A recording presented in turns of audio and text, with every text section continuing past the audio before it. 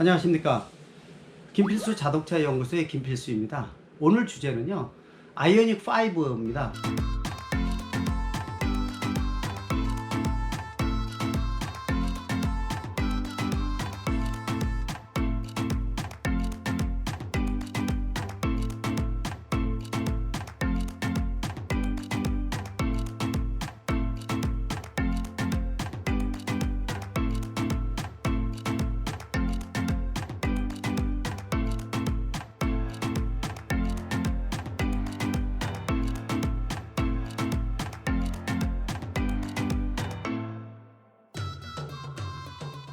기존의 현대차 그룹에서 나왔던 차종에 비해서 완전히 새로운 또 새 시대를 연 모델이라고 볼 수가 있습니다.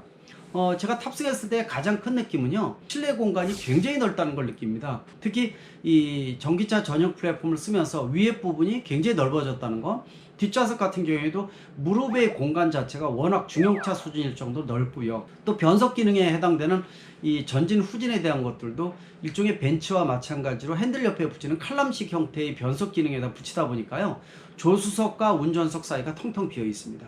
더욱이 센터 콘솔이라고 해서 중간에 가로막고 있는 이러한 콘솔 박스가 앞뒤로 이동이 자유스럽기 때문에요, 실제로 주차를 했을 때 운전석 쪽으로 나오지 못하는 경우에 조수석 쪽으로 편하게 나올 수 있을 정도입니다. 따라서 이 모델은 실제로 안의 각종 기능에 대한 부분들도 굉장히 많이 부각이 됐었죠. 특히 많이 부각된 기능이 V2L이라고 해서 자동차에서 각종 전자제품의 이 부하를 공급할 수 있는, 전기 에너지를 공급할 수 있는 기능이 굉장히 크다고 볼 수가 있습니다. 이 여기서 공급하는 전기 에너지 양이 뭐 몇백 와트 정도가 아니라 3.5kW 정도가 됩니다. 이 정도 되면은요, 일반 가전제품 중에서 세탁기 이상을 돌릴 수 있는, 두세 개를 돌릴 수 있는 기능이라고 보시면 좋을 것 같아요. 그 정도 전기 에너지를 공급할 정도니까 집에서 쓰고 있는 웬만한 가전제품은 직접 전기차에다가 연결해서 사용할 수 있다는 이런 장점을 갖고 있습니다. 더욱이 400V, 800V 초고속 충전으로 인해서 짧은 시간 동안에 200km의 주행거리 확보하는 것은 그렇게 어렵지가 않다, 이렇게 볼 수가 있어서 어떻게 보면은 전기차의 기존의 단점을 탈피할 수 있는 큰 장점이 부각된 모델이 아이오닉 5가 아닌가, 이렇게 보고 있습니다.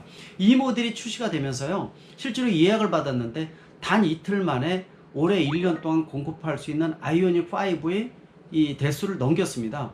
국내에서 내연기관차까지 포함을 해서요, 단 이틀 만에 이렇게 많은 대수가 예약을 넘친 경우는 유일하다고 볼 수가 있죠. 더욱이 전기차지 않습니까? 그런 측면에서 보면은 얼마만큼 아이오닉 5에 대한 기대가 크다는 것을 알 수가 있습니다. 여러분들 외부 디자인의 완성도, 직선을 많이 썼기 때문에 지겹지가 않은 디자인이고요, 상당히 보면 볼수록 와닿는 모델이 아닌가, 이렇게 보고 있습니다. 또 고위도 LED를 단순 심플하게 쓰면서요, 완성도 굉장히 뛰어납니다. 기존에 테슬라가 독주했던 부분들도 아이오닉 5가 나오면서 주춤할 수밖에 없을 정도로 완성도가 뛰어나다는 거죠. 이거는 국내 인기뿐만이 아닙니다. 유럽에서도 지금 아이오닉 5에 대한 거를 접수를 받았더니요, 지금 벌써 하루 이틀 만에 10,000대가 넘어갔습니다. 원래 올해 유럽의 아이오닉 5 공급 물량이 3,000대뿐이 되지는 않습니다. 근데 벌써 3배가 넘었다는 얘기죠. 그 정도로 아이오닉 5의 완성도는 굉장히 뛰어나다는 거죠. 작년 후반에 애플이 애플카를 2024년에 출시하겠다고 해서 먼저 현대차 그룹에다가 협의를 요청했던 거 여러분들 아마 기억나실 겁니다. 이걸 통해서 주가가 상승한다든지, 또 현대차보다도 기아차가 더 그림이 맞아서 기아차에 대한 얘기도 많이 나왔었죠. 그러다가 이 협의가 무산이 되면서 뭐 폭스바겐부터 닛산부터 다양한 글로벌 제작사들의 협의를 했지만은 다 무산됐던 것이 바로 애플카다, 이렇게 보고 있습니다. 이유는 여러 가지가 있습니다. 일단 애플 자체가 여러분들 아이폰 보다시피 대만의 폭스콘이라는 하청 기업에서 생산을 해주고 있는데요, 비밀주의가 강조되고 있고 또 가불관계에 대한 게 굉장히 치열합니다. 그러다 보니까 단순한 하청에 대한 부분들, 또 기술의 공유를 인정을 안 하고 있는 독점적인 폐쇄적인 구조를 갖고 있는 게 애플이죠.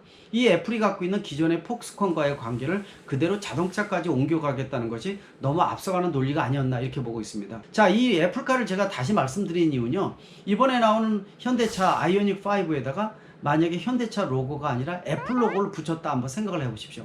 아마 이 애플의 팀 쿡 CEO는 아마 그런 생각을 가질 수도 있을 것입니다.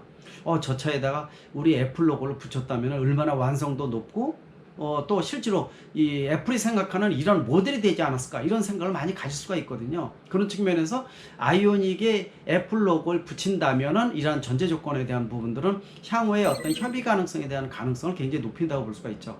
특히 현대차보다도 기아차 쪽에 그림을 초점을 더 두는 이유는요. 현대차는 이미 제네시스 등 브랜드 이미지를 극대화하는 기업이라고 볼 수가 있지만은요. 기아차 입장에서는 브랜드 이미지보다도 PBV 같은 이 목적 기반 자동차를 표명을 해서 수요자가 요구하는 차종 생산을 해주겠다라는 부분들을 이미 표명을 했었고, 카니발이나 소네토 등 이 어떤 자동차 차종별 명품 브랜드를 갖고 있기 때문에 기아의 브랜드보다도 이러한 미래의 어떤 반도체 위탁 생산과 같은 파운드리, 미래 모빌리티의 파운드리 측면이 훨씬 더 강조될 수 있는 게 기아차가 아닌가라는 측면에서 의미가 있다고 보고 있습니다. 특히 이번에 아이오닉 5의 약간 아쉬운 부분을 얘기하는 것이 원래 500km 넘는 주행거리였었는데 430km뿐이 안 됐다는 이런 아쉬운 부분도 또 있다고 볼 수가 있습니다. 그러다 보니까 이런 부분들을 아마 완성도 높게 해서 아마 기아차, 전기차 전용 플랫폼에서 나온 모델은 500km가 넘어갈 것으로 보고 있고요. 또 후반에 나오는 제네시스 전기차에 대한 기대가 더 높아지는 이유라고 볼 수가 있습니다. 내년에는 현대차 그룹에서 4개에서 5개 기종이 나오거든요. 그런 측면에서 이 전기차 중흥기의 시작점을 알린 모델이다 이렇게 볼 수가 있고요. 또 본격적으로 흑자가 되면서 전기차에 대한 기술 수준이 수소전기차와 더불어서 현대차 그룹이 세계적인 글로벌 선두 그룹으로 진입을 했다 이렇게 선언해도 될 정도로 완성도가 높다는 겁니다. 여러분들도 한번 생각을 해보시기 바랍니다. 이번에 아이오닉 5에다가 로고 애플 로고를 붙였다라고 생각을 해보시게 되면 얼마만큼 완성도 좋고 부러워할까라는 거 한번 상상해 보시면 좋을 것 같습니다. 감사합니다.